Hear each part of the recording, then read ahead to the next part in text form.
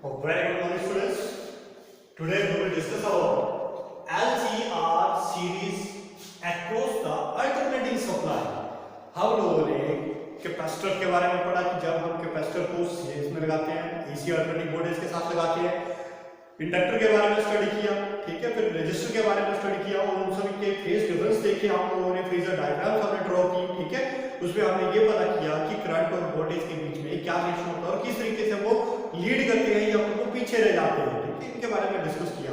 अब सपोज करो कि अगर हम इन सभी तीनों के तीनों सर्किट्स को एक ही सर्किट के साथ ज्वाइन कर दें, वो हमारा सीरीज सर्किट में ज्वाइन कर देते हैं, ठीक है, तो इसका रिजल्टेंट इफेक्ट जो होता है वो कितना बनेगा, यानी कि जो इसका रिजल्टेंट जो रेजिस्टेंस होगा, ठीक है, रेजिस्टेंस भी बोला जाता है, इसमें एक्चुअली इंपेडेंस बोला जाता है इस चीज को, ठीक है। जब हम इन सीरीज सर्किट को एसी सर्किट के साथ कनेक्ट कर देते हैं तो टोटल इंपेडेंस जो इसके ऊपर इफेक्ट करेगा वो कितना इफेक्ट करेगा, उसके बारे में हम इस आर्टिकल्स में देखेंगे, ठीक है। नाउ इसमें हमने क्या किया हुआ है, एलसीआर जिन सर्किट को हमने किसमें क्या अप्लाई कर दिया है, सीरीज में लगा दिया हुआ है।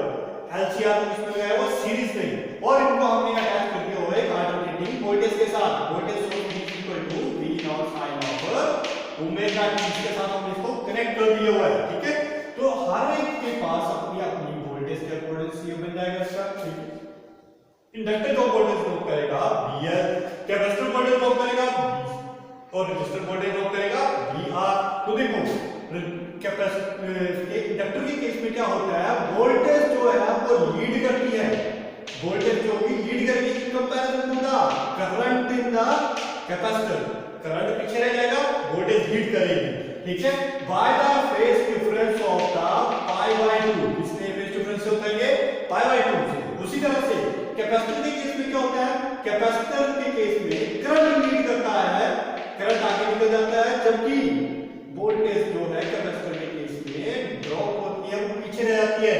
ये भी कितने फेज डिफरेंस से होता है, that is also equal to the pi by 2 के फेज डिफरेंस से होता है। जबकि वोल्टेज और करंट के बीच में जो रिलेशन होता है, case of the resistor, both are in the same phase, voltage जिस डायरेक्शन में होगी उसी ही डायरेक्शन में आपका करंट भी आएगा।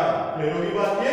सो these are the relation of the different components, ठीक है, वोल्टेज और करंट के बीच के डिफरेंट कंपोनेंट के बीच के रिलेशन को बता रहा है यहां पे ये, ठीक है। तो उसके अकॉर्डिंग हम लोगों ने यहां पे तीनों के रिस्पेक्ट में जो अल्टरनेटिंग साइनसॉइडल वेव्स जो बनती है वो भी हमने रिप्रेजेंट कर दी। यहां पे देखो बी वोल्टेज और करंट जो सेम रेंज में रहते हैं, तो यहां पे ये आ जाएगा आपके पास, ठीक है। जबकि वोल्टेज जो है करंट जो होता है इस केस में आपके इंडक्टर के केस में वो क्या होता है, पीछे रह जाता है, ठीक है, सॉरी हां इंडक्टर के केस में पीछे रह जाता है, तो ये पीछे आ जाएगा, यहां पे आएगा वोल्टेज होगी BC नीचे जाएगी, जबकि BL जो ऊपर ले, ठीक है। वोल्टेज जो लीड कर रही है किसी केस में, इंडक्टर के केस में वोल्टेज लीड कर रही है और कैपेसिटर के केस में वोल्टेज जो वो पीछे रह जा रही है, इसलिए हम इसको साइनसॉइडल वेव की इक्वेशन फॉर्म में रिप्रेजेंट कर दिया हुआ है। अब देखो इसका हम टोटल इफेक्ट कैसे निकालेंगे, हम लोगों को यही कैलकुलेट करने को बोला गया है कि इसका जो हम अलग-अलग करके तो हम इसकी सारी इफेक्ट कैलकुलेट कर लीजिए कि कितना इसका रेजिस्टेंस ऑफर करेगा इस सर्किट में। जब हम इन तीनों को ही एक साथ ज्वाइन कर देते हैं सीरीज में, तो हमें बताओ कि यहां पे ये टोटल जो है कितना इंपैक्ट करेगा इसके ऊपर, ठीक है। टोटल जो इसको रेजिस्टेंस ऑफर होगा इस पूरे सर्किट में वो बताओ कैलकुलेट करके। तो हम लोगों ने यहां पे एलसीआर सर्किट के लिए लिया, ठीक है। अब देखो voltage drop across the inductor किसकी इक्विवेलेंट होता है, ये IXL। एक्सएल किस चीज को रिप्रेजेंट कर रहा था, इंडक्टिव कैपेसिटेंस। एक्सएल किसको रिप्रेजेंट करता है, inductive capacitance, sorry inductive resistance को रिप्रेजेंट करता है। इंडक्टिव रेजिस्टेंस का मतलब कितना रेजिस्टेंस को इसमें ऑफर करेगा। उसी तरह से BC IXC capacitive resistance, BR IRC। Clear हो गई, ठीक है। तो ये आ गया हमारे पास तीनों की voltage drop across this inductor, ये तीनों इंडक्टर्स के तीनों कंपोनेंट्स के वोल्टेज ड्रॉप हो रही है, वो कितनी हो रही है, that will be equivalent to the this one, ठीक है। अब यहां पे देखो इन तीनों का रिलेशन हम लोगों ने इफेक्टिव वैल्यू को कैलकुलेट करना है। क्या करना है हम लोगों ने इसमें, इफेक्टिव वैल्यू को कैलकुलेट करना है। तो इफेक्टिव वैल्यू किस तरह से बनाई जाएगी, देखो हम लोग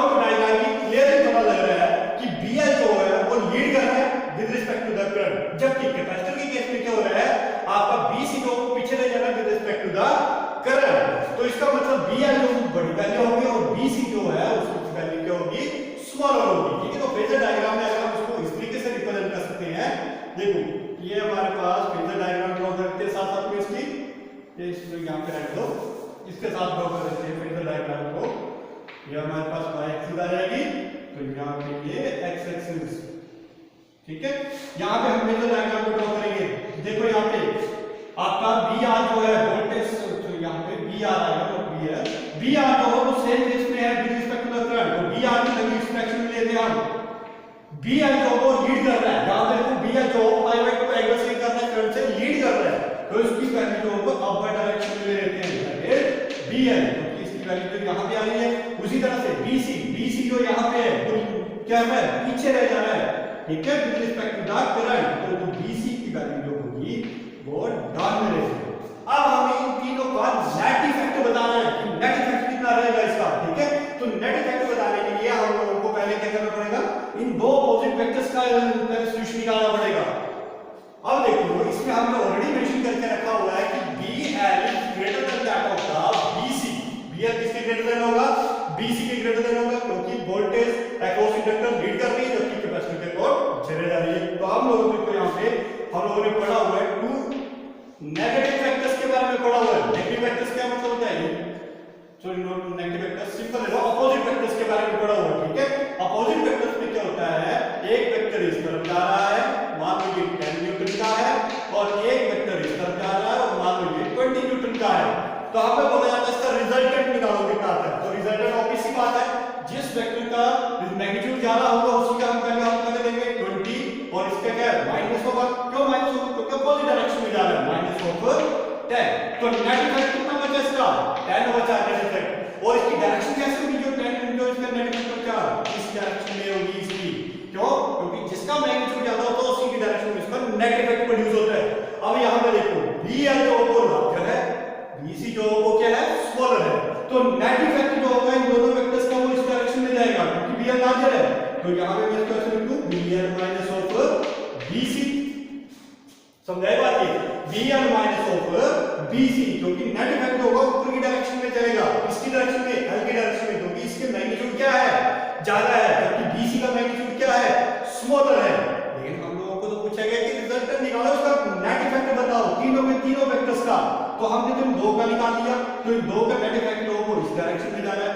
अब इन दो का नेट इफेक्ट कैलकुलेट करना है हम लोगों को। अब देखो दो वेक्टर आपस में कैसे आ रहे हैं, एक सर्टेन एंगल पर आ रहे हैं, और इन तरह के केसेस को सॉल्व करने के लिए हमारे पास एक फार्मूला पड़ा हुआ है, कौन सा, रिजल्टेंट का, triangle of vector parallelogram of vector हम लोगों ने पढ़े हुए हैं। तो क्या होता है result, that is r = a² + b² + 2ab cos of theta whole power 1/2। अब देखो यहाँ पे हमें नेट वोल्टेज रिप्रेजेंट करनी है, नेट वोल्टेज कितनी आएगी यहाँ पे, ठीक है। तो यहाँ पे मैं इसको नाम दे देते हैं, इसको A O, इसको देते हैं A, ये आ जाएगा मेरे पास B पॉइंट, ठीक है, ये मेरे पास C पॉइंट। अब देखो इन दोनों के नेट रिजल्टेंट शो करना, तो रिजल्टेंट दो वेक्टर्स के बीच में कैसे जाएगा, इस तरीके से वेक्टर क्वांटिटी है ये, हम लोगों ने ऑलरेडी पढ़ के रखा हुआ इसके बारे में, ठीक है। नेट इफेक्ट लोगों को किस तरह जाएगा, इस तरीके से ये आएगा इसका नेट इफेक्ट। तो इसको रिप्रेजेंट कर देते हैं ABC आ गया, this point is D, term कर देते हैं इसको। तो ये नेट इफेक्ट निकालना के लिए जो हमारे पास नेट रिजल्टेंट आ रहा है इसको हम शो करके Z से, इसको रिप्रेजेंट करेगा इंपीडेंस को, ठीक है। इंपीडेंस मतलब जो रिजल्टेंट इसका रेजिस्टेंस होगा इन तीनों सर्किट का, तीनों सर्किट के कंपोनेंट्स में जो तीनों कंपोनेंट का नेट इफेक्ट जो होगा रेजिस्टेंस का, उस चीज को रिप्रेजेंट करेगा Z, इंपीडेंस। तो यहां पे आप ये हम किससे रिप्रेजेंट करेंगे इसको, Z से रिप्रेजेंट करते हैं, ठीक है। Will be equal to the, देखो A की जगह हम इसको लिखेंगे यहाँ पे A मान लेते हैं, जिसको A क्वांटिटी मान लेते हैं OR, sorry not OR, this is the OC, इस फॉर्म में लिखते हैं, पहले कोऑर्डिनेट्स के फॉर्म में लिख लो। OD की वैल्यू हम लोगों को कैलकुलेट करनी है, तो OC का स्क्वायर प्लस B का स्क्वायर कौन सा है, दूसरा वेक्टर ये है हमारे पास, O से लेके B तक, OB का square plus 2 into OC into OB into cos of, angle देखो कितना आ रहा है इन दोनों के बीच में, एक वेक्टर आपका ये है और एक वेक्टर आपका ये जा रहा है, ठीक है। इन दो वेक्टर्स के बीच का जो एंगल हमारे पास बन रहा है दैट इज 90 डिग्री, तो cos of 90 degree whole power 1/2, और cos 90 की वैल्यू कितनी होती है 0। तो यहां पे मेरे पास बचा OC का स्क्वायर प्लस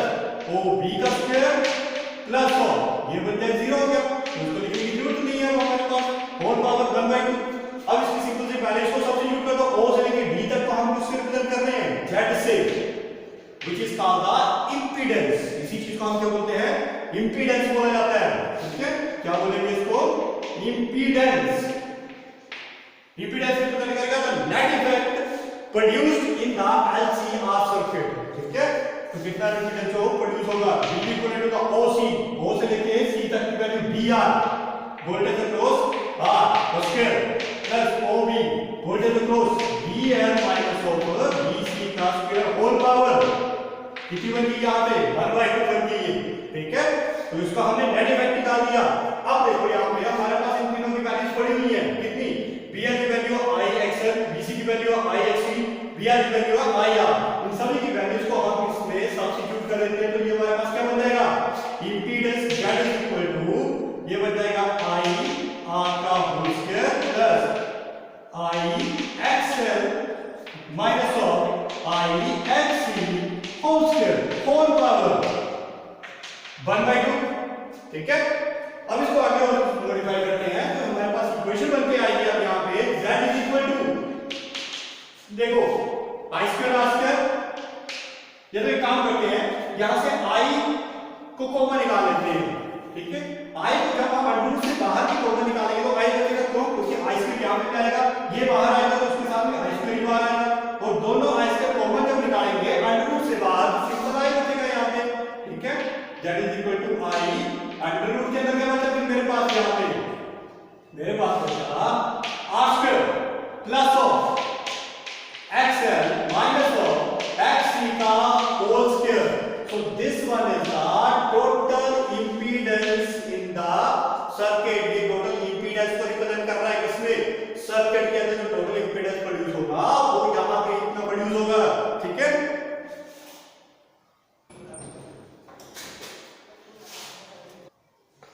अच्छा यहाँ पे हमने एक छोटी सी गड़बड़ कर दी है। क्या गड़बड़ की है, हम लोग वोल्टेज निकाल रहे हैं, यहाँ पे सॉरी इंपीडेंस नहीं आएगा, यहाँ पे हमारे पास नेट वोल्टेज निकाल रहे हैं हम लोग। ठीक है, तो यहाँ पे ये जो बनेगा हमारे पास अभी नेट वोल्टेज की वैल्यू को रिप्रेजेंट कर रहा है, तो that is V equal to I R square XL minus of X का होल स्क्वायर। अब देखो I को अगर हम इस तरफ ले आते हैं, voltage of current will become equal to R square plus XL minus of XC का होल स्क्वायर होल अंडर। अब ये वोल्टेज और करंट मिलके किस चीज को रिप्रेजेंट करेंगे, रेजिस्टेंस को, और इस केस में हम रेजिस्टेंस को क्या बोला जाता है, इंपीडेंस बोला जाएगा। तो इसको हम लिखेंगे Z is equal to R square plus XL minus of XC का होल स्क्वायर। ये बना मेरे पास क्या, impedance offered by the components in series LCR circuit. ठीक है, जब हम इन तीनों को सर्किट में अटैच करेंगे सीरीज फॉर्म में, तो टोटल जो इंपीडेंस के ऑफर करेंगे वो इसके इक्विवेलेंट होगा। अब हम लोगों को ये पता है कि XL जो होता है वो किसके इक्विवेलेंट होता है, ये हमने सभी सेपरेटली किए हुए थे। ठीक है, तो XL जो बनेगा मेरे पास, देखो since XL is equal to N omega, उसी तरह से XC जो हमारे पास वो कितना होता है, XC is equal to 1/C omega. ठीक है, तो एंगुलर वेलोसिटी के फॉर्म में भी इसको लिखा जा सकता है, तो क्या बनेगा ये Z is equal to R square plus of कितना बन जाएगा, XL माइनस ऑफ XC का whole square whole under root. ठीक है, sorry not XL XC, that becomes out to be, यहाँ पे XL की वैल्यू आ जाएगी L omega minus of XC की वैल्यू आ जाएगी 1/C ओमेगा। ठीक है, क्लियर हुई बात ये, L omega minus of 1/C omega, that is the impedance offered by this circuit. अब देखो ये जो इंपीडेंस ऑफर कर रहा है, ये सर्किट कब कर रहा है, जब हमने तीनों के तीनों को एक साथ लगा दिया। ठीक है, अब देखो यहाँ पे अगर मान लो मैं यहाँ पे तीनों में से किसी एक को स्किप कर देता हूँ, मान लो मैंने यहाँ पे इंडक्टर को स्किप कर दिया, तो टोटल इंपीडेंस इन दो सर्किट की वजह से कितना आएगा, इसको इरेज कर दो यहाँ से। ठीक है, सर्किट में दो सीरीज में रहेंगे, कैपेसिटर और रेजिस्टर रहेंगे। ठीक है, तो इन दोनों को हम इंपीडेंस कैसे निकाल सकते हैं, देखो case 1 if Z not Z, that is XL is equal to 0। मान लो हमारे पास L जो 0 हो गया, यहाँ पे तो XL रहेगा नहीं, रेजिस्टेंस इंडक्टर की वजह से नहीं रहेगा, तो XL 0 हो जाता है, तो हमारे पास टोटल इंपीडेंस की वैल्यू कितनी आएगी, Z is equal to R square, तो XL 0 हो गया, तो बचा कि यहाँ पे minus of not minus plus of, plus ही रहेगा यहाँ पे। क्यों? देखो जब ये 0 हो गया तो x minus of x c का होल स्क्वायर बना, तो माइनस ऑफ माइनस हो जाएंगे प्लस हो जाएंगे, तो यहाँ पे बनेगा x c, ठीक है, का स्क्वायर अंडर रूट। उसी तरह से केस 2 में देखते हैं अगर हम कि x c अगर आप 0 कर देते हैं, और सेकंड केस में हमने क्या किया, इस कंपोनेंट को नहीं लगाया, तो हमारे पास ये दो कंपोनेंट बचे, इंडक्टर और रेजिस्टर बचे, तो इनकी वजह से टोटल इंपीडेंस कितना बनेगा, ठीक है। अब इनकी वजह से हम टोटल इंपीडेंस चेक करेंगे, दैट इज इक्वल टू कितना बन जाएगा, इसमें सब्स्टिट्यूट करो r स्क्वायर, ठीक है। उसी तरह से नीचे वैल्यू बनाएगा हमारे पास प्लस ऑफ xl का square whole under root, that is the impedance produced due to this two inductor and the resistor.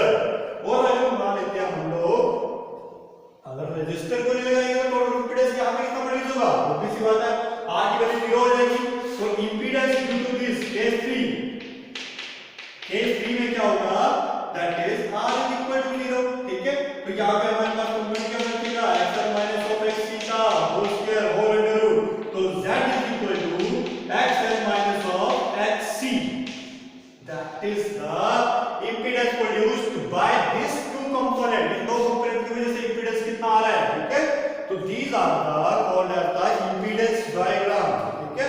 इन्हीं को हम क्या बोलते हैं, इंपीडेंस सर्किट बोले जाते हैं, और ये इंपीडेंस सर्किट के थ्रू हम इंपीडेंस डायग्राम भी बना सकते हैं, ठीक है। तो डायग्राम देखो कैसे बनेगी इसकी, डायग्राम कैसे आएगी, देखो पहले केस के लिए क्या है इंपीडेंस, और कौन सा केस बन रहा है, xl और xc का। आपको पता है कि xc हमारे पास ये बना मेरे पास, और ये मेरे पास आ रहा है, ठीक है। तो इंपीडेंस दिस वन, ठीक है, xc। अब देखो दूसरे के लिए xc 0 था तो xl के लिए, तो ये xl आएगा मेरे पास, ये r आएगा, और इन दोनों को रिप्रेजेंट करेगा ये दैट इज z इंपीडेंस, ये xl और ये r। फिर वही बात है, अब इन दोनों को अगर हम देखते हैं तो ये पहले जो वो इक्वल टू 0 हो जाती है, तो सॉरी नॉट इन 0 भी, ये नीचे की तरफ गया और xl ऊपर की तरफ गया, इनका रिजल्टेंट इस तरफ आएगा z, ठीक है। तो नेट इफेक्ट जो इस तरफ रहेगा, ऊपर की तरफ रहेगा, जबकि हम z को इस तरफ की ड्रॉ करते हैं, ये इस तरफ बढ़ेगा इस तरीके से, तो ये बनेगी इसकी डायग्राम, कौन सी फेजर डायग्राम बन जाएगी, इस तरीके से हम इनको सॉल्व करेंगे। क्लियर होगी बात ये। After that we will discuss about the total current flow in the circuit. अब करंट के बारे में बात कर लेते हैं कि जब हम तीनों के तीनों कंपोनेंट्स को सर्किट में लगाया हुआ है तो करंट कितना फ्लो करेगा, ठीक है। तो करंट की वैल्यू देखो, करंट किसके रिप्रेजेंट होता है, इसमें करंट जो होता है हमारे पास that is I equal to voltage upon resistance के इक्विवेलेंट होता है, ठीक है। इसके इक्विवेलेंट क्या आता है, ये एक मिनट रुको जरा। अच्छा देखो यहाँ पे अब हमने निकाला है करंट, ठीक है। तो करंट किसके इक्विवेलेंट होगा, वोल्टेज अपॉन रेजिस्टेंस। अब रेजिस्टेंस की जगह यहाँ पे सर्किट में क्या जा रहा है, इंपीडेंस ले रहे हैं हम लोग, तो यहाँ पे हम इसको कैसे रिप्रेजेंट करेंगे, Z से।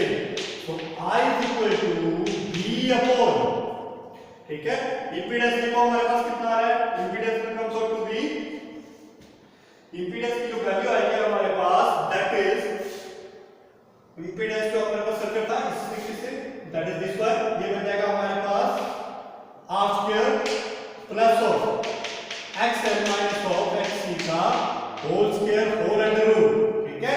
तो that is the total current flow in that circuit. इस सर्किट के अंदर टोटल करंट जो वो कितना फ्लो करेगा, ठीक है। तो that is about the total current flow in the circuit. यहां पे जो करंट फ्लो करेगा पूरे सर्किट में, तीनों के तीनों हम रेजिस्टेंस जो हमने कैलकुलेट कर लिया उसका टोटल इंपैक्ट देख लिया हम लोगों ने, तो उस टोटल इंपैक्ट के थ्रू जो करंट पास करेगा इसमें, वो कितना करंट पास करेगा, वो इसकी इक्विवेलेंट आएगा। क्लियर है बात ये। अब आ जाते हैं हम लोग इसके ऊपर phase difference between the current and इसके करंट और वोल्टेज के बीच का फेज डिफरेंस देखते हैं। तो फेज डिफरेंस यानी कि हमने इसका नेट इफेक्ट कैसे निकाला था, फेजर डायग्राम में इस तरीके से, ये आ रहा था हमारे पास VR और यहाँ पे BL लार्जर वैल्यू थी, ये थी BC स्मॉलर वैल्यू थी, और इन दोनों का नेट इफेक्ट जो बना था वो BL माइनस वो BC था, ठीक है। और इन दोनों का फिर से जो नेट इफेक्ट बन रहा था, इन दोनों का रिजल्ट जो निकालना था वो इस तरीके से निकालना था, ठीक है। यहाँ पे इसको हमने किससे रिप्रेजेंट किया था, Z इंपीडेंस से रिप्रेजेंट दिया हुआ था, तो आपको तुमने देखना है कि टोटल इंपीडेंस का फेज कितना बनेगा इसका, यानी कि टोटल वोल्टेज जो हम अप्लाई कर रहे हैं सर्किट में और जो करंट प्रोड्यूस हो रहा है, ये वाला टोटल करंट जो प्रोड्यूस हो रहा है सर्किट में, इन दोनों के बीच का फेज कितना बन रहा है, ये फेज इसको हम रिप्रेजेंट कर देते हैं किससे, फाई से रिप्रेजेंट करते हैं। ये सेम वही है जो आप लोगों ने ट्रायंगल ऑपरेटर इश्यू में किया हुआ था, रिजल्टेंट का फॉर्मूला सेम रहेगा। अब डायरेक्शन फाइंड आउट करनी है, कैसे, देखो अगर मैं दो वेक्टर्स ले रहा था, दो पैरेलल ट्रायंगल ऑपरेटर इक्वेशन में, और ये रिजल्टेंट आ रहा है, तो इन रिजल्टेंट की डायरेक्शन को रिप्रेजेंट करने के लिए हम एक एंगल लेते थे फाई, तो उसके लिए हम इसका यूज करते थे tan ऑफ फाई का यूज करते थे, ठीक है। तो उसी सेम वे में हम लोगों ने इसका रिजल्टेंट का इफेक्ट फाइंड आउट करना है। ये रिजल्टेंट z इंपीडेंस द्वारा इसका रिजल्टेंट कितना बनेगा, तो देखो that is comes out to be tan of phi, angle कितना बना हम लोगों ने, फाई बना यहां पे, ठीक है। तो नेट इफेक्ट कितना बनेगा, bl माइनस ऑफ bc, ये वैल्यू आएगी डिवाइडेड बाय कितना बनेगा, दैट इज br, ठीक है, bl minus of bc divided by br। अब इन सभी में इसकी वैल्यूज को सब्स्टिट्यूट कर दो, bl की वैल्यू आपने कितनी डाली थी, bl equal to b ixl, bc की वैल्यू कितनी थी ixc, ठीक है, क्लियर हुई बात, डिवाइडेड बाय br की वैल्यू ir।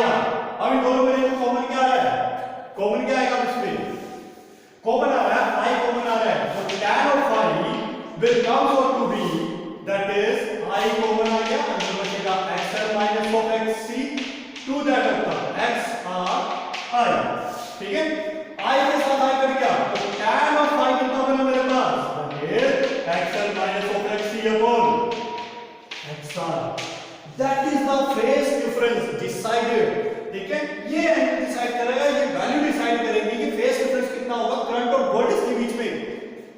वोल्टेज कौन सी, जो हम टोटल वोल्टेज अप्लाई कर रहे हैं सर्किट में, ठीक है। ये मेरे पास इंडक्टर, ये कैपेसिटर और ये रेजिस्टर, ये हमारे पास ईएमएफ जो वोल्टेज जो प्रोड्यूस की, that is V equal to, ठीक है। चलिए पूरा जाएगा यहां पे, देखो यहां पे ये मेरे पास इंडक्टर, ये मेरे पास कैपेसिटर और ये रेजिस्टेंस, ठीक है। इनको आपने इसके साथ कनेक्ट किया, इनके सोर्स के साथ कनेक्ट किया, वोल्टेज की सप्लाई की V naught sine of omega t, ठीक है।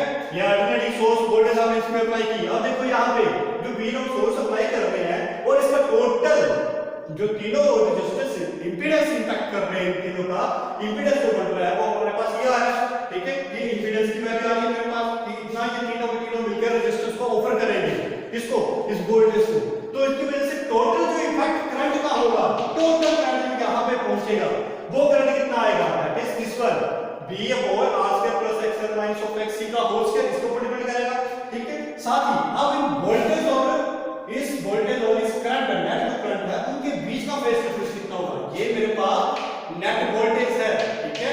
नेट इफेक्टिव इंपीडेंस मतलब वोल्टेज जो आएगी मेरे पास वो कितनी है, और करंट के बीच का फेज डिफरेंस कितना आ रहा है, तो वो कौन डिसाइड कर रहा है, उसको डिसाइड करने वाले ये फैक्टर होगी इस तरीके से, tan of phi becomes out to be xl minus of xc upon r, ठीक है। तो in that way we can solve out this method. जब आप इस तरीके से इसको सॉल्व किया, तो यहाँ पे हम इसकी वैल्यू को केसेस की फॉर्म में लिख सकते हैं कि कम करंट जो हो वो आगे जाएगा, लीड करेगा, या कम करंट जो हो वो पीछे रह जाएगा, ठीक है। तो देखो इसको हम किस तरीके से सॉल्व करते हैं। पहला केस 1, when क्या आएगा, when xl is equal to xc, मान लो xl और xc जो इक्वल है, तो मेरे को बताना है कि करंट और वोल्टेज के बीच में क्या रेशियो होगा, यानी कि ये दोनों बराबर आ जाएंगे मेरे पास अब, ठीक है।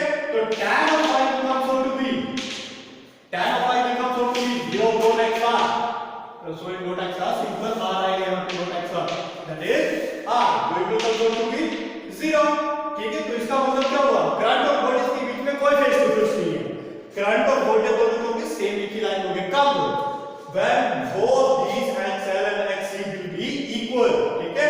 एंड सेकंड केस 2 में क्या होगा, when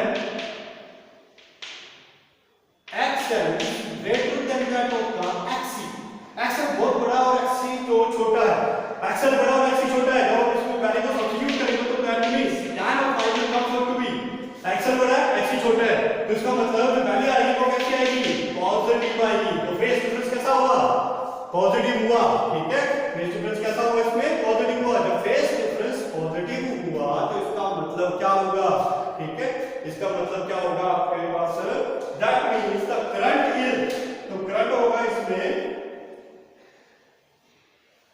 प्योरली इंडक्टिव, ठीक है, इससे कैसा होगा ये, प्योरली इंडक्टिव इन केस,